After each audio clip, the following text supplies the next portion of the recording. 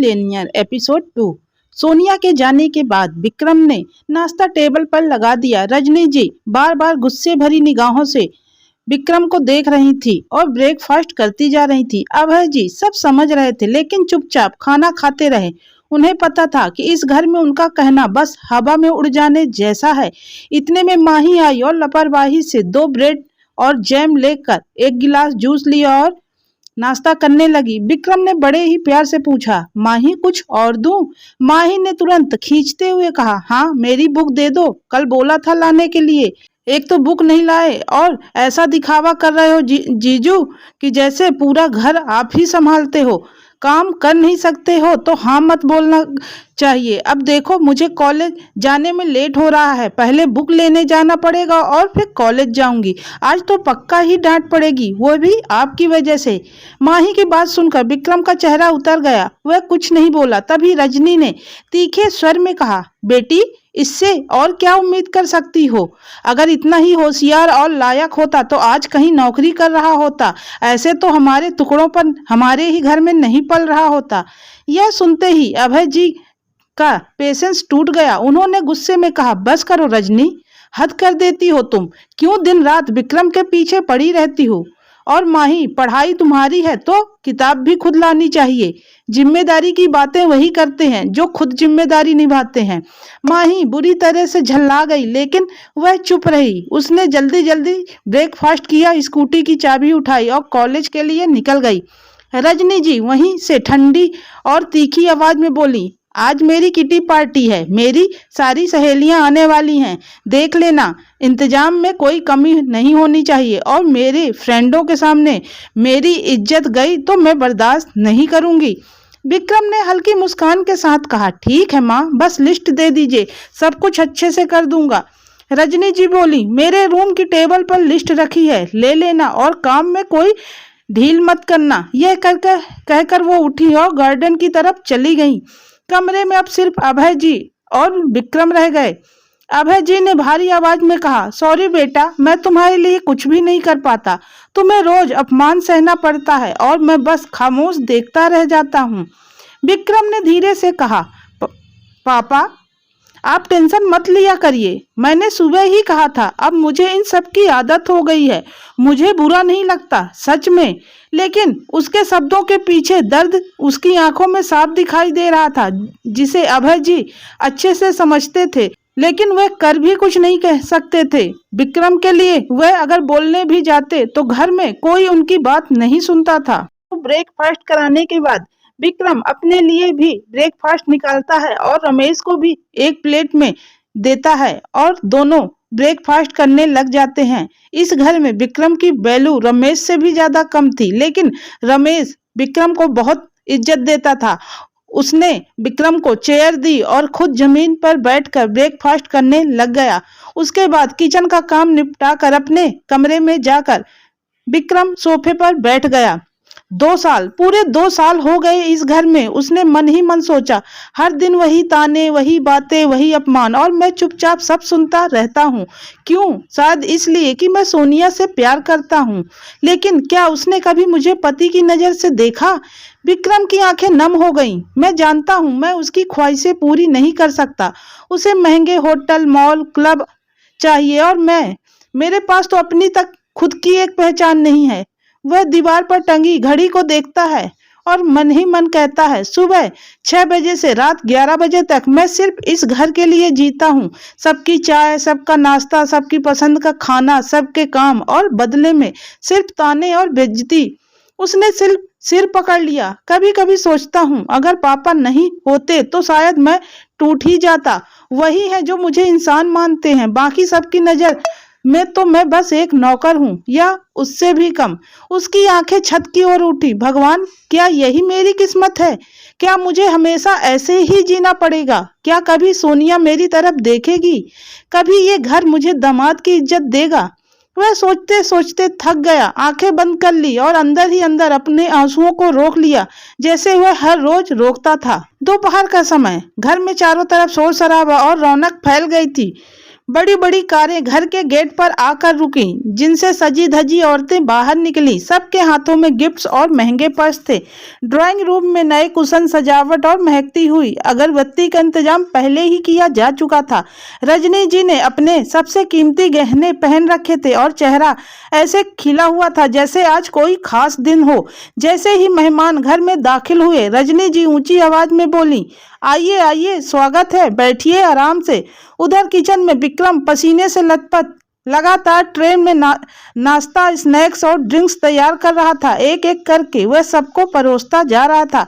तभी एक औरत हंसते हुए बोली, अरे रजनी जी, ये लड़का कौन है? नया नौकर रखा है क्या? रजनी जी की आंखों में चमक आ गई। उन्होंने जोर से ठहाका लगाया और बोली, अरे नौकर नहीं, यही तो मेरा निकम्मा दामाद है। पूरा कमरा ठहाकों से गूंज उठा। कोई बोला, सच में दामाद ऐसा भी होता है? कोई बोली, वाह, बड़ी किस्मत वाली हो रजनी, दामाद भी घर का सारा काम कर देता है। सभी औरतें विक्रम का मजाक उड़ा रही थी। विक्रम ने सुन तो लिया, पर चेहरा झुका लिया। ट्रे में जूस के गिलास रखते हुए उसके हाथ हल्के हल्के कांप रहे थे। एक और औरत बोली, हमारे घर के दामाद तो बड़े बड़े बिजनेसमैन हैं, कोई विदेश में, कोई मल्टीनेशनल कंपनी में, और यहाँ देखो किचन से निकलकर जूस सर्व कर रहा है रजनी तुम्हारा दामाद। सभी फिर से हंस पड़ी। रजनी ने कहा, हाँ भाई, मेरे तो हाथ पैर बंध गए हैं ऐसे दामाद से। दिन भर घर में पड़ा रहता है, ना नौकरी करता ना कोई धंधा, बस यही काम है, चाय नाश्ता बनाना और सबको सर्व करना। उसकी बातों पर सब औरतें ने ताने कसने शुरू कर दिए। विक्रम ने सिर झुकाकर सबकी बातें सुनी और चुपचाप किचन में लौट आया। वहां जाकर उसने धीरे से खुद से कहा, काश मैं किसी के लिए हंसी का कारण न होता, काश मेरे पास भी एक अपनी खुद की पहचान होती। विक्रम ट्रे खाली करके किचन में आया ही था कि रमेश धीरे से उसके पास आया। उसने आसपास देखा कि कोई सुन तो नहीं रहा, फिर धीमी आवाज में बोला, छोटी मुई बड़ी बात कर रहा हूँ विक्रम सर, लेकिन आप इतनी बेइज्जती क्यों सहते हैं? दिन रात नौकरों से भी ज्यादा काम कराते हैं यह लोग, और बदले में सबके ताने सुनने पड़ते हैं आपको। विक्रम ने हल्की मुस्कान के साथ सिर झुका लिया। रमेश, यही मेरी किस्मत है शायद। रमेश ने आह भरते हुए कहा, नहीं सर, किस्मत से ज्यादा इंसान अपनी इज्जत खुद बनाता है। आप पढ़े लिखे हो, समझदार हो, फिर क्यों इस घर में नौकर बनकर जी रहे हो? आपका कोई अपना घर नहीं है जहां जाकर आप चैन से रह सको? विक्रम कुछ पल चुप रहा, फिर धीमे स्वर में बोला, हाँ, मेरा भी एक घर था, लेकिन कुछ हालात ऐसे बने जिसके कारण मुझे अपना घर छोड़ना पड़ा, और फिर शादी के बाद हालात और बिगड़ गए। रमेश ने थोड़ी झिझकते हुए कहा, सर बुरा मत मानिए, लेकिन सोनिया मैडम भी तो आपको इज्जत नहीं देती जो एक पत्नी को अपने पति को देनी चाहिए।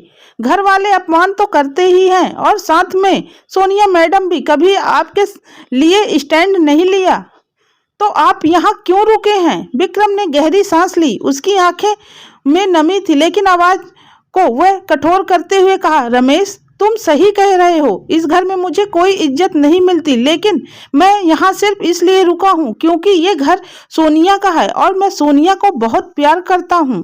उसे छोड़कर कहीं नहीं जा सकता, चाहे वह मुझे पति ना माने, लेकिन मैंने उसे अपनी पत्नी माना है, और जब तक ये रिश्ता है उसे मैं जरूर निभाऊंगा।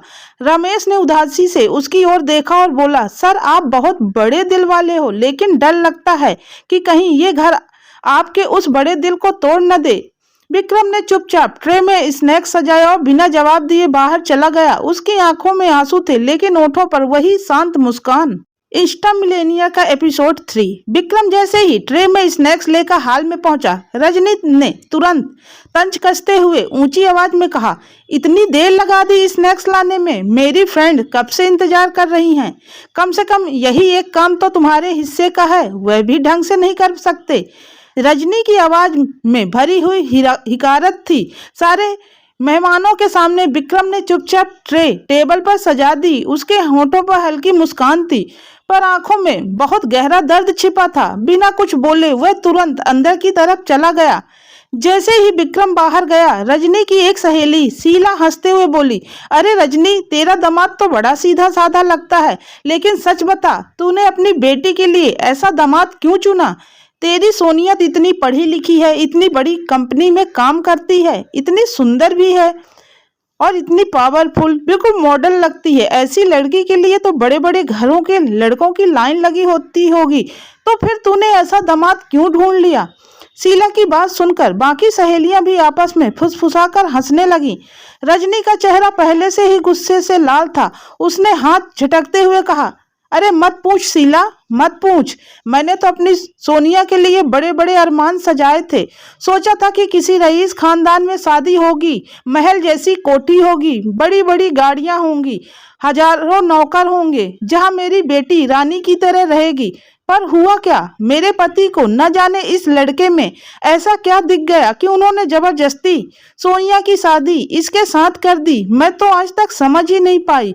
मेरी तो किस्मत ही फूटी थी, तभी ऐसा निकम्मा दामाद मेरी बेटी के गले पड़ गया। रजनी का दर्द और गुस्सा अब खुलकर सामने था। उसने एक लंबी सांस लेते हुए कहा, सच कहूं तो मेरा मन करता है कि अभी भी तलाक दिलवा दूं और सोनिया की शादी किसी दूसरे से करवा दूं। ऐसे निकम्मे से क्या फायदा जो ना पैसा कमा सके और ना ही इज्जत दिला सके। मेरी सोनिया जैसी लड़की के लिए तो आज भी लड़कों की लाइन लगी हुई है। कोई भी अमीर घराना हाथों हाथ ले लेगा। लेकिन क्या करूं, मेरी बेटी की किस्मत ही फूटी थी कि ऐसे आदमी से उसका रिश्ता जुड़ गया। रजनी की बात सुनकर पूरा हाल सन्न हो गया और मेहमानों के बीच बैठे खड़े लोग अब विक्रम के बारे में ऐसी बातें कर रहे थे जैसे वह कोई इंसान हो ही ना, बल्कि एक मजाक बनाने का सामान हो। करीब 2 घंटे तक हंसी ठिठोली गपशप और तानों के बीच किटी पार्टी चलती रही। फिर धीरे धीरे सब सहेलियां अपने अपने पर्स लेकर गाड़ियों की तरफ बढ़ी। जैसे ही सब निकलने लगी, रजनी ने तेज आवाज में पुकारा, विक्रम सुनो जरा, मेरी फ्रेंड्स जा रही हैं, उनके गिफ्ट उनकी गाड़ियों में रखवा दो। अब ये भी क्या मुझे ही बोलना पड़ेगा? विक्रम भीतर से आया, चेहरे पर वही शांत भाव लिए और बोला, ठीक है माँ, बस 2 मिनट मैं रखवा देता हूँ। वह तुरंत गिफ्ट उठाकर एक एक करके सहेलियों की कारों में रखने लगा। हर पैकेट उठाते समय उसका झुका हुआ सिर जैसे उसके टूटे हुए आत्मसम्मान की कहानी कह रहा था। इसी बीच रजनी की सहेली माधुरी हंसते हुए बोली, अरे रजनी, वैसे कुछ भी कहो, तेरा दामाद निकम्मा तो है, कुछ कमाता धरता तो है ही नहीं, लेकिन फ्री का नौकर बहुत अच्छा मिल गया तुझे। आजकल अच्छे नौकर ढूंढना कितना मुश्किल हो गया है, और अगर मिल भी जाए तो उनके नखरे इतने होते हैं कि सहन करना और भी मुश्किल। पर तुझे तो घर बैठा बैठाया ऐसा घर जमाई नौकर मिल गया जो चाहे बोलो कभी जवाब नहीं देता और काम भी बिना थके करता है। कहीं ना कहीं किस्मत वाली ही तो है तू। माधुरी की बात सुनकर बाकी औरतें ठहाके मारने लगी। रजनी ने तुरंत ओंठ दबाकर जवाब दिया, तू मेरा मजाक मत उड़ा माधुरी, तेरा दामाद तो विदेश में जॉब करता है, डॉलर कमाता है, तू तो वैसे ही मेरा मजाक बनाएगी। माधुरी खिलखिलाकर हंस पड़ी और बोली, अरे मजाक कहाँ उड़ा रही हूँ, बस मजा ले रही हूँ। तू कहे तो तेरी सोनिया के लिए रिश्ता लेकर आऊं? मेरी नजरों में बहुत बड़े बड़े घर के लड़के हैं, कोई मल्टीनेशनल कंपनी में तो किसी का खुद का अपना बिजनेस है। माधुरी ने आगे कहा, ऐसी सुंदर और पढ़ी लिखी लड़की के लिए तो लड़के लाइन में खड़े हो जाएंगे। बस तू हाँ कर और देख लेना, सुंदर रिश्ता पक्का हो जाएगा तुरंत का तुरंत। माधुरी की बातें सुनकर रजनी ने लंबी सांस ली और दुख भरे आवाज में बोला, अरे मेरा सोचना होता तो मैं कब की सोनिया की शादी कहीं और करा देती, लेकिन कोई है ही नहीं जो मेरी सुने। मैं तो चाहती हूँ कि यह रिश्ता टूटे और सोनिया की जिंदगी संवर जाए, लेकिन मजबूरी है, कोई सुनने को तैयार ही नहीं है। रजनी की आवाज में गुस्से और बेबसी का अजीब सा भाव था। विक्रम वहीं खड़ा था, वह सुन भी ले रहा था सब बातें, लेकिन उसके चेहरे पर कोई प्रतिक्रिया नहीं थी। वह हर बातें सुन तो रहा था, उसका दिल भी दुख रहा था, लेकिन सामने से उसने कोई बात किसी को कुछ भी नहीं बोला। सब सहेलियां जाते जाते विक्रम को ऐसे देख रही थी जैसे विक्रम इस घर का दामाद न हो, कोई फटीचर आदमी हो। सबके जाने के बाद रजनी भी अंदर आ गई और सोफे पर जाकर धप्प से बैठ गई। चेहरे पर वही तमतमाहट, वही जलन, जिसे देखकर कोई भी समझ सकता था कि उसके दिल में अपने दामाद विक्रम के लिए कितनी नफरत भरी पड़ी है। इसी बीच बाहर से कार रुकने की आवाज आई। सोनिया ऑफिस से घर लौटी थी। वह सीधे हॉल में आई, अपना पर्स सोफे के पास रखा और मोबाइल मेज पर रखते हुए थकी आवाज में बोली, Vikram please 1 cup hot coffee मिलेगी, आज तो सिर दर्द से फटा जा रहा है। किचन में खड़ा विक्रम, जिसने सोनिया की आवाज सुन ली थी, तुरंत कॉफी बनाने लगा। उसके चेहरे पर थकान नहीं बल्कि एक हल्की सी मुस्कान आ गई, जैसे ही उसे कुछ बहुत बड़ी चीज मिल गई हो। सोनिया का आना ही उसके लिए एक गिफ्ट जैसा था। लेकिन तभी रजनी ताने कसते हुए बोली, हाँ करेगा भी क्यों नहीं तेरा दर्द सिर, क्योंकि इतना काम करती है, थक तो जाएगी ही ना। तेरी किस्मत ही ऐसी निकली कि पति ऐसा मिला जो तेरा जरा सा भी हाथ नहीं बटा सकता। सोनिया ने माँ की तरफ देखा और गहरी सांस लेकर बोली, माँ प्लीज फिर मत शुरू हो जाइए, रोज की वही बातें। अब मुझे इन बातों से कोई फर्क नहीं पड़ता, जो जैसा है मैंने उसे अपनी किस्मत मान लिया है। आप प्लीज फिर से वही बातें मत दोहराइए। रजनी ने तुरंत मौका पाकर कहा, अरे आज ही मेरी सहेली मौधरी कह रही थी कि उसकी नजर में बहुत बड़े बड़े घर के रिश्ते हैं, अगर तू कहे तो मैं बात चलाऊं, तलाक दे इस निकम्मे विक्रम को और फिर से शादी कर ले। कम से कम तुझे भी एक अच्छा पति मिलेगा जिसके साथ तू जिंदगी एंजॉय कर सके। एक तो मायके में बैठी रहती है, सब पूछते हैं कि बेटी ससुराल क्यों नहीं जाती, और दूसरा तेरे पति का तो नाम सुनते ही शर्म आती है कि ये मेरा दामाद है जो कुछ करता धरता नहीं है, निकम्मा घर में ही रहता है। सोनिया ने आंखें बंद कर ली, जैसे सब्र का बांध उसका टूट रहा हो, और उसने बोला, माँ प्लीज रोज रोज मत कहिए, विक्रम को भी बुरा लगता होगा। अगर मेरी किस्मत इतनी अच्छी होती तो पहले ही मेरी शादी किसी बड़े घर में हो जाती, विक्रम से नहीं। अब तो यह मेरी जिंदगी है और मैं इसे अपनी किस्मत मान चुकी हूँ। और रही बात मायके में रहने की, तो अगर आपको इतनी प्रॉब्लम हो रही है तो मैं दूसरे घर चली जाती हूँ। कंपनी ने मुझे घर देने का ऑफर दिया है। अगर आपको मेरे यहाँ रहने से इतनी तकलीफ है तो मैं कल ही शिफ्ट हो जाऊंगी।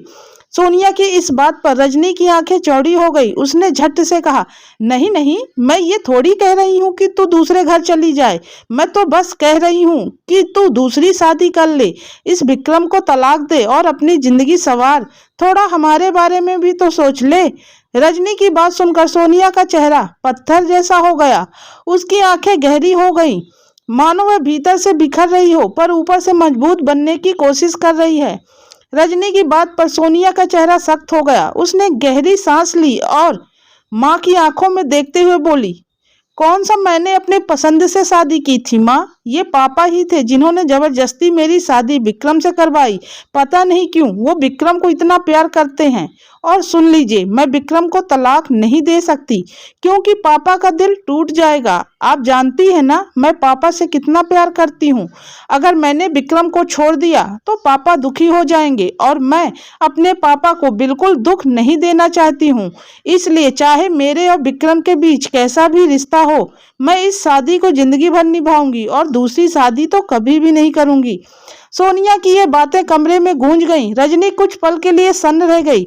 उसके चेहरे पर एक अजीब सा गुस्सा था, लेकिन यह सब सुन रहा था कोई और भी। किचन के दरवाजे पर खड़ा विक्रम, उसकी आंखें भर आई। आज दिन भर जितनी बेइज्जती हुई थी, रजनी के ताने, सहेलियों के तंज, माही का चिल्लाहट, सबका बोझ एक झटके में हल्का हो गया, क्योंकि सोनिया ने साफ कह दिया था वह इस शादी को कभी नहीं तोड़ेगी। हमने खुश होते हुए सोचा, प्यार शायद न हो लेकिन उसका साथ हमेशा रहेगा। विक्रम के लिए यही बहुत बड़ी बात थी।